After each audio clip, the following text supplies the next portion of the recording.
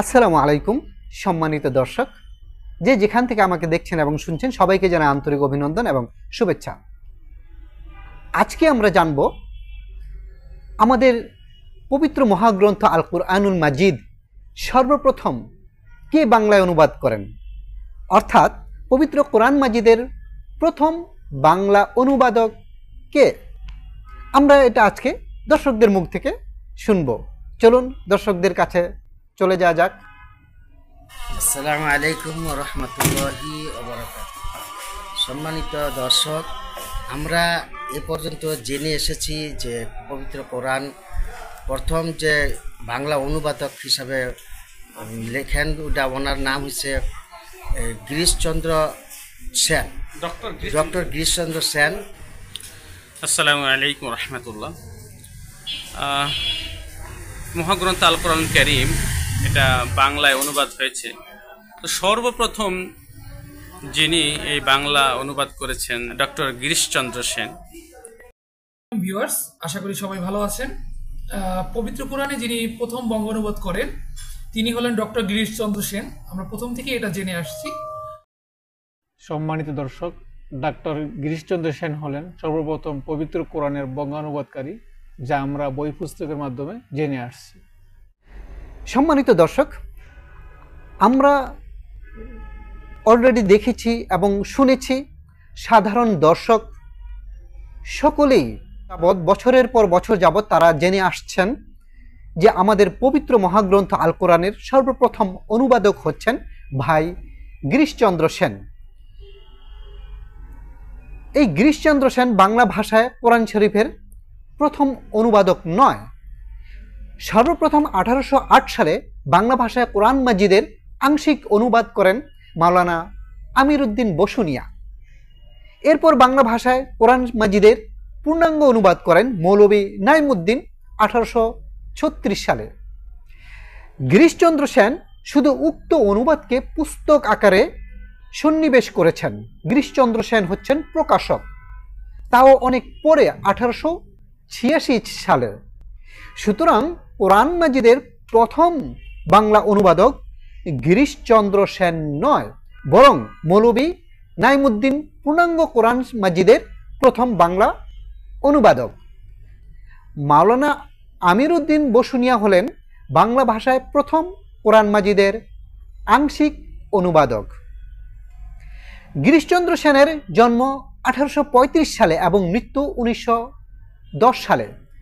গিরিশচন্দ্রের জন্মের আগে অর্থাৎ 1808 সালে কোরআন মাজিদ বাংলায় অনুবাদের কাজ শুরু করেন মাওলানা আমির উদ্দিন বসুনিয়া। এরপর গিরিশচন্দ্র সেনের জন্মের এক বছর পরেই অর্থাৎ 1836 সনে মৌলভী নাইমুদ্দিন পূর্ণাঙ্গ কোরআন মাজিদের বাংলা অনুবাদ সম্পন্ন করেন। দর্শক, বাংলা ভাষাভাষীদের মধ্যে ব্যাপকভাবে প্রচলিত আছে যে ভাই গিরিশচন্দ্র সেন আল কোরআনের প্রথম বাংলা অনুবাদক। এই প্রচারণার কিছু কারণও ছিল। ব্রিটিশ আমলে এদেশে ব্রাহ্ম ধর্মের একটি জোয়ার এসেছিল। গোঁড়া হিন্দু গিরিশচন্দ্র সেন একসময় হিন্দু ধর্ম ত্যাগ করে তিনি ব্রাহ্ম ধর্ম গ্রহণ করেন। ব্রাহ্ম ধর্ম ও এদেশে ছিল একটি নতুন ধর্মমত। তাই এই ধর্মমত আপামর জনসাধারণের মধ্যে প্রচারের জন্য গিরিশচন্দ্র নিজে উদ্যোগী হলেন। কিন্তু অর্থকড়ির প্রয়োজন, সেটা আসবে কোথায় থেকে?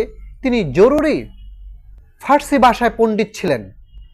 মুসলমানদের পকেট থেকে টাকা বের করার জন্য বেশ কিছু ইসলামী বই তিনি রচনা করেন।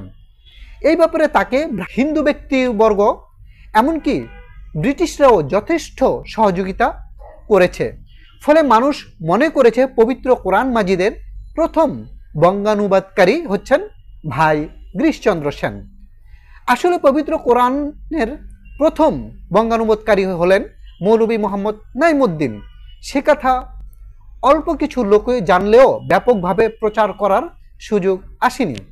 গিরিশচন্দ্র কোরআনের অনুবাদ বিক্রি করে যে অর্থ লাভ করতেন তা ব্যয় করতেন ব্রাহ্ম ধর্ম প্রচার কাজে। ফলে ব্রাহ্ম ধর্ম প্রচারের মিশনের সাথে কোরআন বিক্রয়ের একটা গভীর সম্পর্ক ছিল। মৌলভী মোহাম্মদ নাইমুদ্দিন ছিলেন একজন মুসলিম। তিনি শতপ্রণোদিত হয়ে আল কোরআনের বঙ্গানুবাদ করেছিলেন তা প্রচারের জন্য। গিরিশচন্দ্র সেনের মতো কোনো মিশন ছিল না, যার কারণে তার প্রচার প্রসার ছিল সীমিত। এমনি করে আল কোরআনের প্রথম বঙ্গানুবাদকারী হয়েও মৌলভী মোহাম্মদ নাইমুদ্দিন গিরিশচন্দ্র সেনের মতো প্রচার পেতে পারেননি।